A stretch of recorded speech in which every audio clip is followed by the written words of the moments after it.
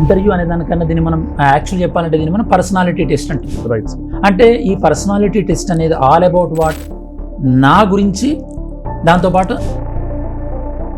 ప్రెషర్లోకి తీసుకెళ్తున్నా sir UPSC board అనేది. So దీనిపైన స్టూడెంట్కి ఎట్లాంటి క్లారిటీ ఉంటే బాగుంటుంది? ఇదే క్వశ్చన్ ఫర్ ఎగ్జాంపుల్ ఆ స్టూడెంట్ ఇద్దరు పేరెంట్స్ డాక్టర్ అనుకోండి, ఇప్పుడే ప్రిపరేషన్ స్టార్ట్ చేద్దాం అనుకున్నాను సార్. తనకి మీరిచ్చే ఒక కంపల్సరీ రూల్ అనండి లేకపోతే సజెషన్ అనండి, వాట్ ఈ షుడ్ హ్యావ్ సార్? అంటే ఏముండాలి క్వాలిటీ అన్నారు కాబట్టి ఫస్ట్ చెప్తాను. మనిషికి సంతృప్తినిచ్చేవి రెండు రకాలు ఉంటాయి, short term gratification, long term gratification. Very well sir. నేను లాంగ్ టర్మ్ గ్రాటిఫికేషన్ అంటే నేను కొన్ని సంవత్సరాలు ఎఫర్ట్ పెట్టి ఎందుకు టాపర్స్కి పిఎస్ఐఆర్ అనే సబ్జెక్ట్ ఎందుకు వై దే లవ్ సార్? అంటే స్పెసిఫికల్ అంటే వై టాపర్స్లో పిఎస్ఐఆర్ సార్? టాపర్స్తోనే ఇంతమంది పిఎస్ఐఆర్ ఉన్నారు అంటే ఎంతమంది మెయిన్స్ రాసి ఉంటారు, దానికి 20-30 రేట్ల మంది ప్రిలిమ్స్ రాసి ఉంటారు పిఎస్ఐఆర్ ఆప్షన్. అంటే పిఎస్ఐఆర్ ఆప్షనల్తో ఇంత వేల మంది ఎందుకు రాస్తున్నారు అంటే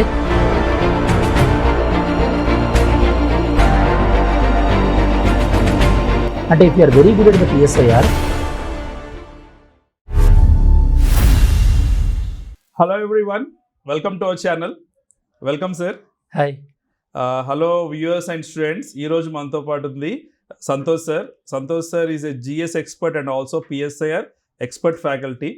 సార్ది మాది జర్నీ కాదు, it's more than half decade journey అనమాట. సార్ ఒకసారి will go back for few years back and మళ్ళీ ప్రజెంట్కి వద్దాం. సో మీరు టీచింగ్ స్టార్ట్ చేసినప్పుడు how was your experience sir? అంటే టూ థింగ్స్ అనిరుద్. ఇక్కడ teaching civil services UPSC start చేయడం ఒకటి, యాజ్ ఎ టీచింగ్ స్టార్ట్ చేయడం ఒకటి. టీచింగ్ నేను గ్రాడ్యుయేషన్ ఉన్నప్పుడే టీచింగ్ చేసిన. ఓకే. నేను ఫార్మసీ, నాది బ్యాచులర్ ఆఫ్ ఫార్మసీ కదా గ్రాడ్యుయేషన్.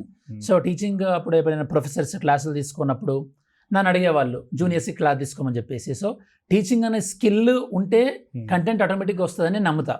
సో కాబట్టి టీచింగ్ స్కిల్ అబ్రాడ్లో ఉన్నప్పుడు, యూకేలో ఉన్నప్పుడు కూడా మనము ఆన్ క్యాంపస్ ప్లేస్మెంట్స్ వస్తుంటాయి కదా. సో టీచింగ్ అనేది అది అలవాటు అయిపోయింది. యూపీఎస్సీ పాయింట్ ఆఫ్ వ్యూ అయితే కనుక నాకు జనరల్ స్టడీస్ ఇంట్రెస్టెడ్ కాబట్టి యూపీఎస్సీ వైపు వచ్చినాము. ఆల్రెడీ ఆ స్కిల్కి ఈ సబ్జెక్ట్ యాడ్ చేసినాము కాబట్టి now I'm enjoying fight for long time.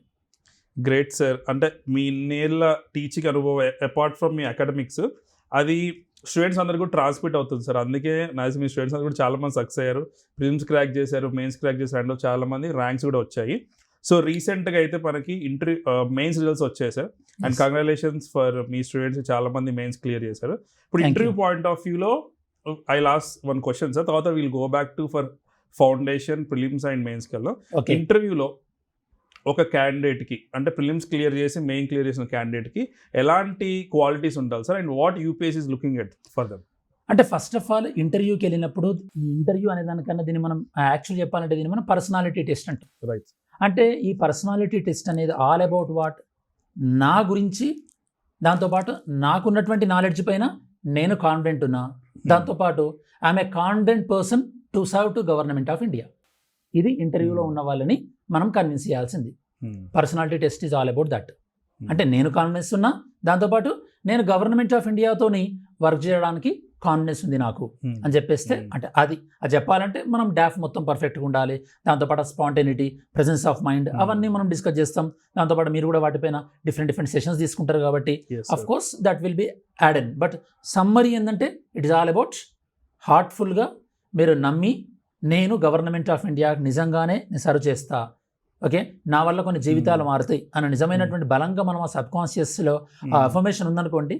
Personality test is like A topping, okay, topping అనే కేక్ లాగా, ఆర్ ఐసింగ్ అనే కేక్ లాగా అని కూర్చోండి. నేను అంతే బిలీవ్ చేస్తాను అండి. Right sir. లాస్ట్ ఇయర్ కూడా మా మెంటర్షిప్ స్టూడెంట్స్ కూడా చాలా మంది క్లియర్ చేశారు సార్. నేను వాళ్ళ ఇంటర్వ్యూ కోసం ఢిల్లీకి వెళ్ళాను నేను పర్సనల్గా. అక్కడ one of the students experience చెప్తా సార్. తను is coming from A business family అనమాట సార్. జనరల్గా ఒకప్పుడు ట్రెడిషనల్గా ఎలా జరిగేదంటే ఇంటర్వ్యూస్ జనరల్గా పర్సన్ యొక్క ఒపీనియన్ తీసుకునేవాళ్ళు, నువ్వు బిజినెస్ సైడ్ వెళ్ళొచ్చు కదా, ఎందుకు యూపీఎస్సీకి వస్తున్నావు అని అడిగేవాళ్ళు.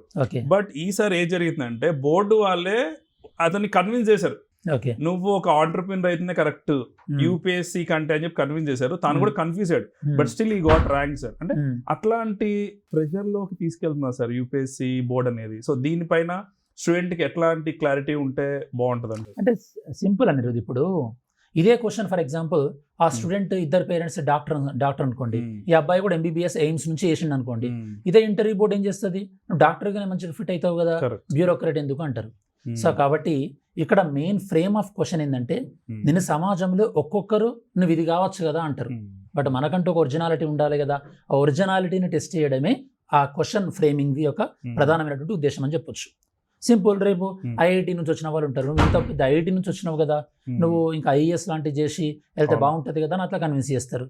సో కాబట్టి ఇది వీళ్ళు కన్విన్స్ చేయడమే కాదు, మన రిలేటివ్స్ కానీ, మన చుట్టుపక్కల మన ఫ్యామిలీ మెంబర్స్ కానీ, సిబ్లింగ్స్ కానీ, ఫ్రెండ్స్ కానీ చాలా మంది కన్విన్స్ చేస్తారు. We should not like a door mat for everyone.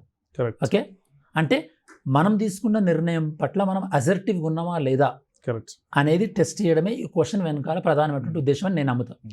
Assertive అన్న వర్డ్ కరెక్ట్ సార్, ఎందుకంటే ఒక కైండ్ ఆఫ్ పాజిటివ్ మొండితనం అనేది ఉండాలి మన లక్ష్యం పైన. చాలా మంది అడమెంట్ అనుకుంటారు, but assertiveness is very much important and thank you for this. Next will go to the foundation part sir. ఒక స్టూడెంట్ ఇప్పుడే యూపీఎస్సీలోకి వచ్చాడు, ఇప్పుడే ప్రిపరేషన్ స్టార్ట్ చేద్దాం అనుకున్నాడు సార్, తనకి మీరిచ్చే ఒక కంపల్సరీ రూల్ అనండి లేకపోతే సజెషన్ అనండి, వాట్ ఈ షుడ్ హ్యావ్ సార్, ఆ క్వాలిటీస్ కానీ దాని డెడికేషన్ కానీ ఏది ఉంటే బెస్ట్ సార్, ఇఫ్ ఈ starting from now and next year ఆ ఇయర్ అటెంప్ట్ ఇద్దాం అనుకున్న వాళ్ళకి? అంటే ఏముండాలి క్వాలిటీ అన్నారు కాబట్టి ఫస్ట్ చెప్తాను, మనిషికి సంతృప్తినిచ్చేవి 2 రకాలు ఉంటాయి, short term gratification, long term gratification. ఇది తెలుసు very well sir.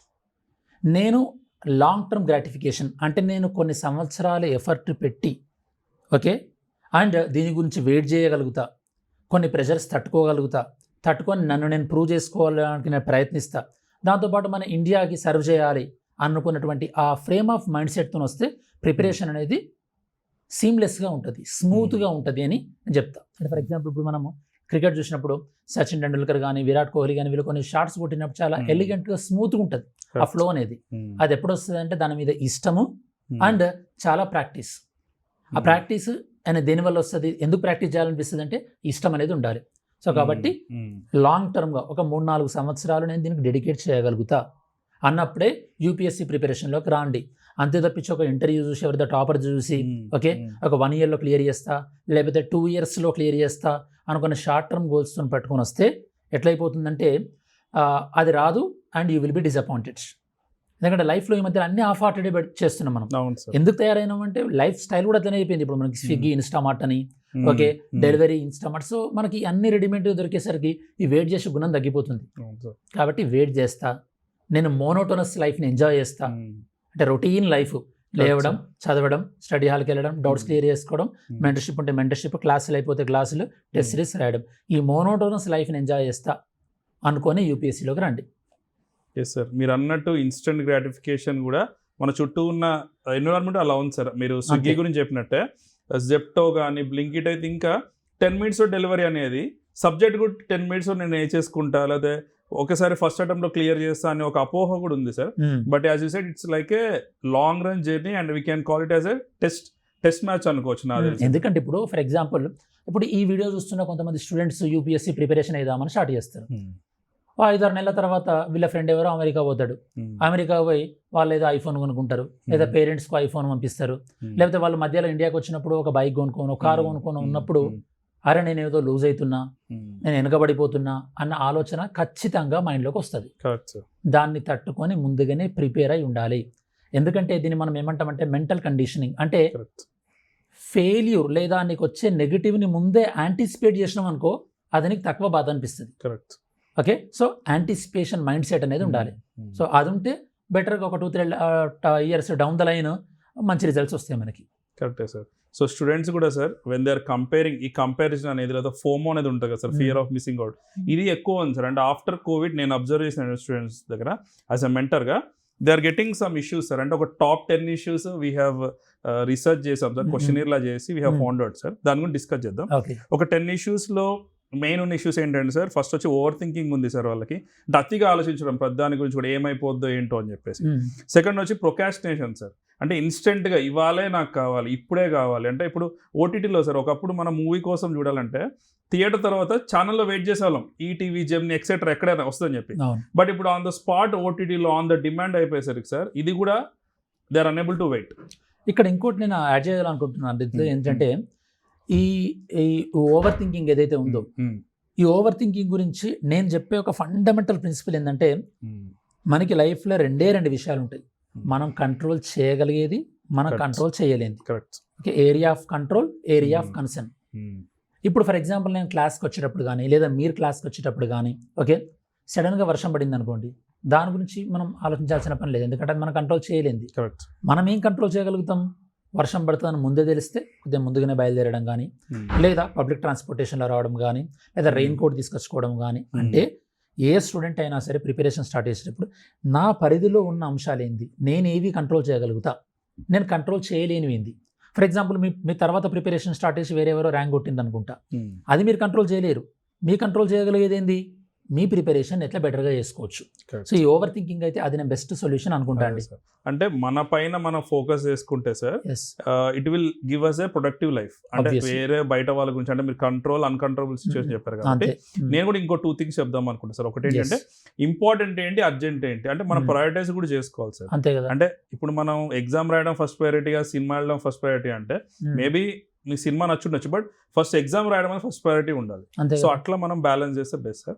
And coming to next one sir, distraction, focus, lack of focus కానీ, యాంగ్జైటీ కానీ, కాన్సన్ట్రేషన్ ఇష్యూస్ కానీ, ఫోకస్ ఇష్యూస్ కానీ, నెగిటివ్ థింకింగ్ కానీ, ఇవన్నీ కూడా టాప్ 10లో ఉన్నాయి సార్. వీటన్నిటిని ఐ థింక్ స్టూడెంట్ మనమే we should address them sir. ఎందుకంటే ఇది ఎవరితో కూడా చెప్పుకోలేకపోతున్నారు. అంటే అకాడమిక్స్ టీచర్స్ ఉన్నారు, పేరెంట్స్కి చెప్పలేరు, but I think mentors like us should talk on this sir. బేసికల్గా అంటే mind set issues which are faced by students. And ఇవి ఒక లైఫ్ స్కిల్స్ అనుకుంటా సార్. నేను ఖచ్చితంగా యూపీఎస్సీకి వచ్చే ముందు ఎట్లయితే writing skills, objective solving skills లాగా, టాకింగ్ స్కిల్స్ లాగా I want to have them like life skills కూడా సార్. ఇది చేయాలంటే ఫస్ట్ స్టూడెంట్కి తను ఏం ప్రాబ్లం ఫేస్ చేస్తున్నాడు అనేది స్టూడెంట్కి అర్థం కావాలి. ఫస్ట్ నువ్వు ఏం ప్రాబ్లం ఫేస్ చేస్తున్నావు అనేది నీకు అర్థం కావాలి అంటే ఫస్ట్ ఆఫ్ ఆల్ నీకంటూ కొద్ది సమయాన్ని నువ్వు కేటాయించుకోవాలి. అంటే ప్రతి స్టూడెంట్ తన కోసం తను ఒక టైం బ్లాక్ నుంచి కేటాయించుకొని, ఫర్ ఎగ్జాంపుల్ మార్నింగ్ 5 to 5:30 లేదా నైట్ 9 to 9:30 10 to 10:15 నువ్వు ఏదో ఒక టైం తీసుకొని అసలు నా ప్రిపరేషన్ లైఫ్ ఎలా పోతుంది, నాకు ఏదైనా క్వశ్చన్ ఆన్సర్ చేయలేనప్పుడు నా మైండ్లో ఏం ఆలోచన వస్తుంది, ఏదైనా డిఫికల్ట్ సబ్జెక్ట్ ఉన్నప్పుడు నా మైండ్లో ఏ ఆలోచన వస్తుంది అన్నది నీ ఆలోచన రూపంలో ఉన్నటువంటి ఒక లాగ్ అనేది నువ్వు మెయింటైన్ చేసినావు అనుకో, ఒక వారం రోజులు 15 రోజులు అట్లా మెయింటైన్ చేస్తే నీకు ప్రాబ్లం ఏంది అనేది అర్థమవుతుంది. ఇప్పుడు ఈ వీడియో చూస్తున్న స్టూడెంట్స్ మీరు అప్పుడు ఆ ప్రాబ్లం తీసుకొని వచ్చారనుకోండి, అది ప్రిపరేషన్ రిలేటెడ్ కానీ సైకిక్ అప్రోచ్ రిలేటెడ్ అయితే కనుక ఆనంద్ గారు హెల్ప్ చేస్తారు. లేదా సబ్జెక్ట్ రిలేటెడ్ జిఎస్ కానీ పిఎస్ఐఆర్ కానీ అయితే కనుక obviously I can help and you can approach me at any point of time at Amigos IAS. Sir మా మెంటల్ హెల్త్లో కానీ సైకాలజీలో కానీ దీన్ని ఏమంటారంటే self awareness and self assessment అంటారు సార్. ఫస్ట్ మన గురించి మనం అవేర్ అవ్వాలి సార్. అంటే రీసెంట్గా మీరు అబ్జర్వ్ చేశారు సార్, ఈవెన్ మనకు ఫీవర్ వచ్చిందన్న విషయం కూడా చాలా మంది తెలియట్లేదు. అంటే they are busy in their phones, busy in their outer world. అంటే వాళ్ళ టెంపరేచర్ ఒక లెవెల్లో పెరిగితే తప్ప మైన్యూట్ కూడా అర్థం చేసుకోలేకపోతుంది సార్. అందుకే they should have the self awareness, then self assessment చేసుకోవాలి. అండ్ యాజ్ యూ సెడ్ మనం we are always available here sir to guide the students. Yes sir. Sir next sir I want to ask about PSIR specific sir. ఎందుకు టాపర్స్కి PSIR అనే subject ఎందుకు, why they love sir? అంటే specifically అంటే why టాపర్స్లో పిఎస్ఐఆర్స్? అంటే ఇక్కడ ఒక అందులో విషయం ఏంటంటే టాపర్స్తోనే ఇంతమంది పిఎస్ఐఆర్ ఉన్నారు అంటే ఎంతమంది మెయిన్స్ రాసి ఉంటారు, దానికి 20-30 రేట్ల మంది ప్రిలిమ్స్ రాసి ఉంటారు పిఎస్ఐఆర్ ఆప్షనల్తో. కరెక్ట్. అంటే పిఎస్ఐఆర్ ఆప్షనల్తోనే ఇంత వేల మంది ఎందుకు రాస్తున్నారు అంటే నెంబర్ 1 మనిషి న్యాచురల్గానే పొలిటికల్ యానిమల్. పొలిటికల్ లైఫ్ ఎలా ఉంటుంది, ఏం జరుగుతుంది ఇండియాలో, అందుకోసం మీరు చూడండి జిఎస్ సబ్జెక్టుల్లో ఒక 100 మంది ఉన్న క్లాస్ రూమ్లో పాలిటీ, హిస్టరీ, జాగ్రఫీ, ఎకానమీ ఇలాంటి 4 సబ్జెక్ట్స్ ఇచ్చి ఏది ఎక్కువ ఇంట్రెస్ట్ ఉందంటే బ్లైండ్గా మీరు 70% పాలిటీ ఇంట్రెస్ట్ ఉంది, ఎందుకంటే పొలిటికల్ యానిమల్. ఇది పాయింట్ నెంబర్ 1. సెకండ్, ఇప్పుడు ఈ ఐఆర్ పాలిటీలో ఉన్నటువంటి డైనమిజం అనేది స్టూడెంట్స్కి బాగా నచ్చుతుంది. అంటే మోనోటోనస్ ఉండట్లేదు కదా, సబ్జెక్టులు బాగా ఇంట్రెస్టింగ్ ఉంటున్నాయి. థర్డ్ వన్ ఏంటంటే ఏ ఆప్షన్లో లేనటువంటి ఒక ఇంపార్టెంట్ ఏంటంటే పిఎస్ఐఆర్లో ఒక డెడికేటెడ్ ఇండియన్ ఫారిన్ సర్వీస్ అనేది ఇంటర్నేషనల్ రిలేషన్కి సంబంధించింది. అంటే if you're very good at the PSIR నీకు దానికి సంబంధించినటువంటి ఐఎఫ్ఎస్ సంబంధించినటువంటి ఆ మెంటాలిటీ అనేది ఆటోమేటిక్గా వచ్చేసేస్తుంది. And PSIR is the only optional which will be useful to you in prelims, mains interview. ప్రిలిమ్స్లోనైతే కనుక పాలిటీ ఐఆర్ క్వశ్చన్ ఆన్సర్ చేస్తావు నువ్వు. ఎందుకంటే ఒక పిఎస్ఐఆర్ స్టూడెంట్ ఆ పాలిటీ ఐఆర్ క్వశ్చన్స్ని డీల్ చేసే విధానం ప్రిలిమ్స్లో వేరే ఉంటుంది కంపేర్ టు నార్మల్ స్టూడెంట్స్. మెయిన్స్లో of course general studies paper full of PSIR and optional, and ఇంటర్వ్యూలో maximum question constitution polity related అడుగుతారు.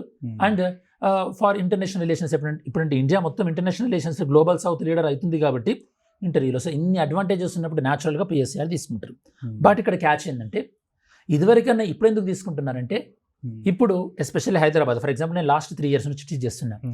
ఇదివరకు హైదరాబాద్లో మనం అవైలబుల్గా లేనప్పుడు అవైలబుల్ లేని ఫ్యాక్టర్ వల్ల కూడా కొన్ని వేరే వేరే ఆప్షన్స్ తీసుకున్నారు. ఎప్పుడైతే మనం అవైలబుల్గా ఉండి మనం హ్యాండ్అవుట్స్ ఇచ్చి మెటీరియల్ ఇచ్చి డౌట్స్ క్లియర్ చేయడానికి ఉన్నామో ఆటోమేటికల్గా స్టూడెంట్స్ పిఎస్ఐఆర్ తీసుకునేటటువంటి స్ట్రెంత్ పెరుగుతుంది. ఒకప్పుడు పిఎస్ఐఆర్ అంటే ఎలీట్ ఆప్షనల్ అన్నట్టు ఉంటుండే, ఇది మనకు అర్థమవుతుందో లేదో అని. ఇప్పుడు సింపుల్గా ఇప్పుడు మన స్టూడెంట్స్కి ఏదైనా అర్థం కాకపోతే ఒకసారి అంటే ఇంగ్లీష్ మీడియం స్టూడెంట్స్ కూడా సరే ఒకసారి తెలుగులో ఎక్స్ప్లెయిన్ చేయరా అంటున్నారు. మనం ఎక్స్ప్లెయిన్ చేస్తున్నాము, ఒకసారి నీకు మైండ్లో ఫిక్స్ అయిపోతే ఆ తెలుగు ఇంగ్లీష్ ఆ పక్కన పెడితే ఒకసారి అర్థం చేసుకోవడం ఇంపార్టెంట్. అర్థమైన తర్వాత నువ్వు ఇంగ్లీష్ ఆటోమేటిక్గా రాసేస్తావు. These are the factors. Yes sir. And ఈసారి ఇంటర్వ్యూలో కూడా సార్ రీసెంట్గా జరిగిన ఇండియా లైక్ పాకిస్తాన్ ఇష్యూస్ కూడా most of the issues are from IR కానీ ఇంటర్నల్ సెక్యూరిటీ కానీ దాని గురించి కదా. ఈసారి కూడా చాలా క్వశ్చన్స్ అడిగే అవకాశం ఉంది సార్.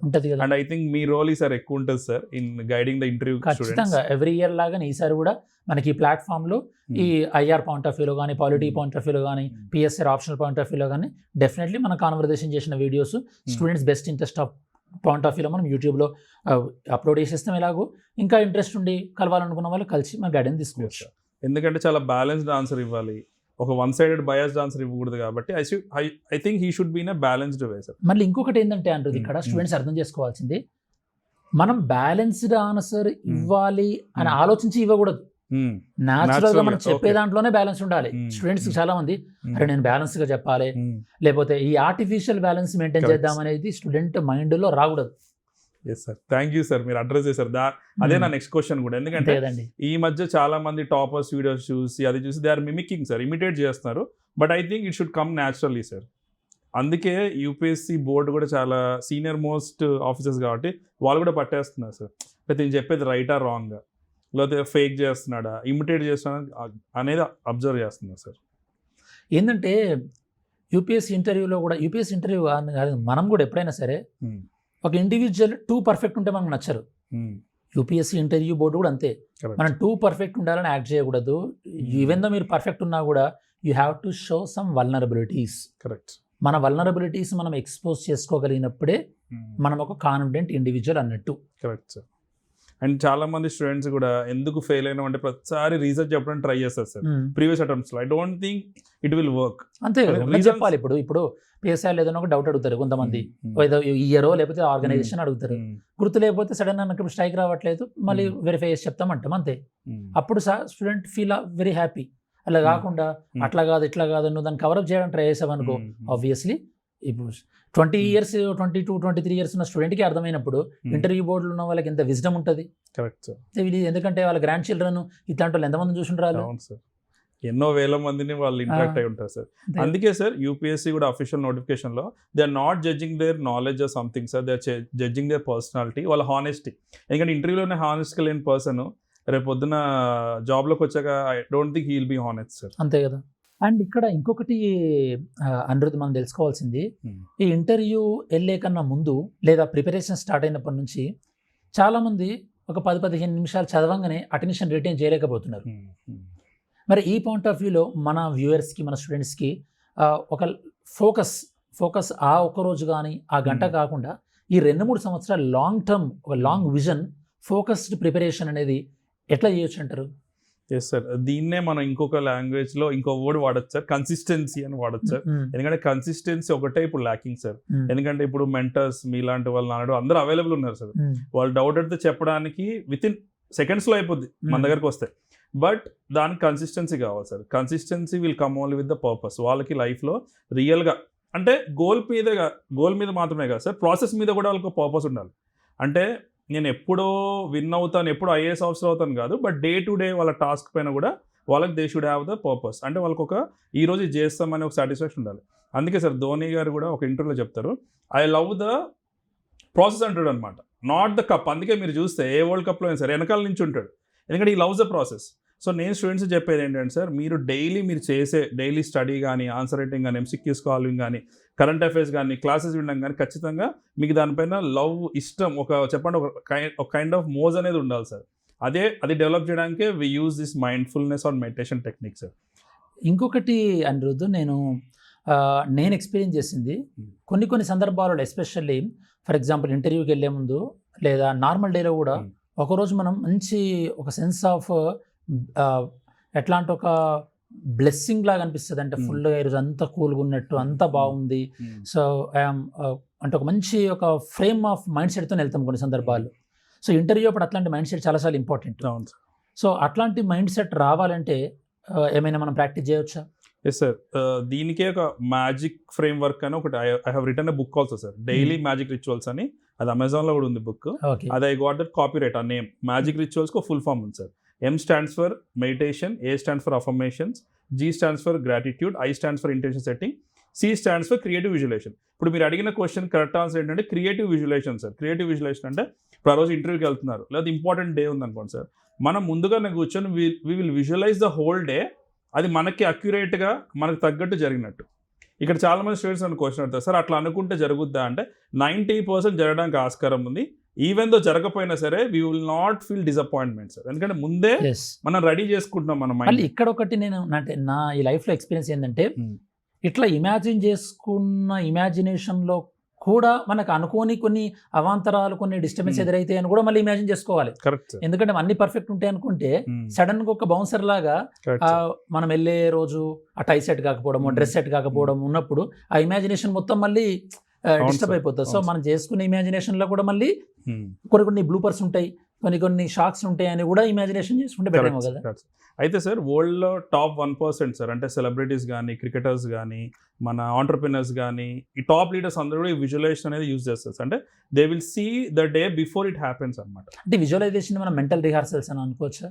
మెంటల్ రిహార్సల్ అని వచ్చారు. కాకపోతే విజువలైజేషన్ ఏంటంటే ఇంకా వీల్ ఫీల్ మోర్, అంటే విఏకే అని ఉంటుంది సార్, విజువల్ ఆడిటరీ సెన్సెస్ కూడా ఫీల్ అవుతాం సార్.